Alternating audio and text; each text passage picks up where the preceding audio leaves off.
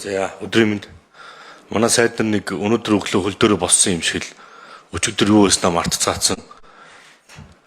Өнөөдөр хорвоо ертөнцийн эгээд өөр хэлсэн юм шиг л ярьцгаах юм. Та нар бүгдээрээ л энцгийн газар дүмцгийн газар байсан шүү дээ. Онцордог хүүхдүүдийг хаанаас наабыг байруулцгаал. Одоо энцгийн газрын хяналтын тухай хуулийг чинь хий гэж үлээ.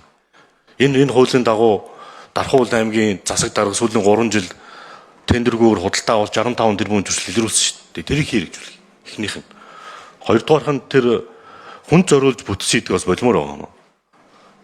Би одоо энэ дөрөвтэй хэлье. Эрчим хүчний хороо, эрчим хүчний яам, эрчим хүчний зохицуулах газар гэ байхад нь Дорчханд гэдэг хүн зориулаад эрчим хүчний реформын үндэсний хороо гэж хийгээд тэр үндэний завхан сайд руу 14.5 тэрбум төгрөг хүссэн бичиг байг шүү.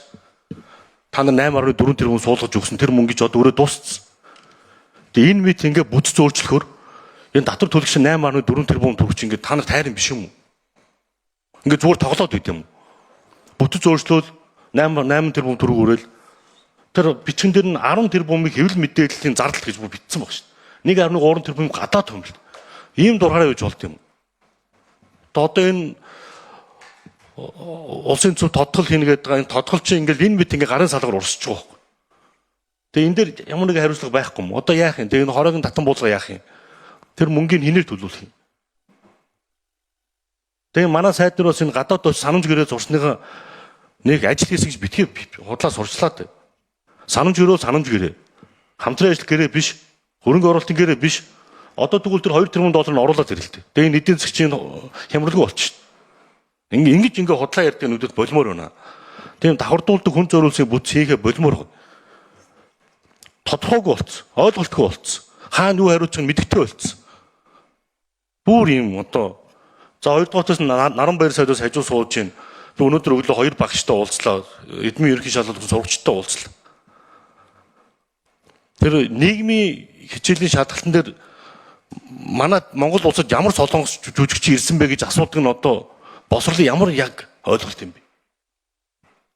Одоо энэ хөл толгой нь олдох байлаа шүү. Хинээс юу асууж байгаа нь ойлгомжгүй болцсон. За энэ төрийн байгуулалтын байнгоор одоо нэг эрдсэн хүрээдний хуралдаад баг шиг нь хамгийн их хойшлсон. Дандаа сайд нар өдөг. Хуралдаа ирдэг. Эрдсэндээ орж гарчдаг. Одоо энэ давхарцсан чиглэлүүдээ яах юм? Энд гарсан зарлуудаа яах юм? Зүгээр ингээ өнгөрөөгд үлдэх юм уу? За энэ бүтцэн татан болгочлаа шаардлагагүй байсан юм байна гэд. Тэрбум төгрөгч их мөнгө биш юм уу? Тийм баян улс болсон юм уу бид нэр? Гарын салгаар мөнгө. За зандагчдэр ерхий сайд ярилцлаа. Тэгээ одоо энэ хуулиар тэр хороодыг чинь татан буулгаж энэ зардал чимлэгдэж байна.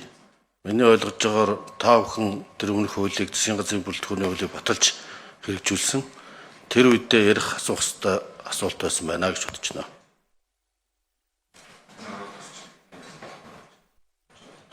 За Наранбаяр сайд хариулъя.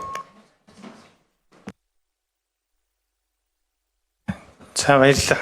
Тэгэхээр шижирх гишүүний асуулт хариулъя. Сая яг энэ хэсэг нь нэлээд таслагдаад нийгмийн сүлжээгээр зөндөө явчихсан яг энэ асуулт. Би өөрийн бүр биеэр гүн ямар сони ингээ харлаа.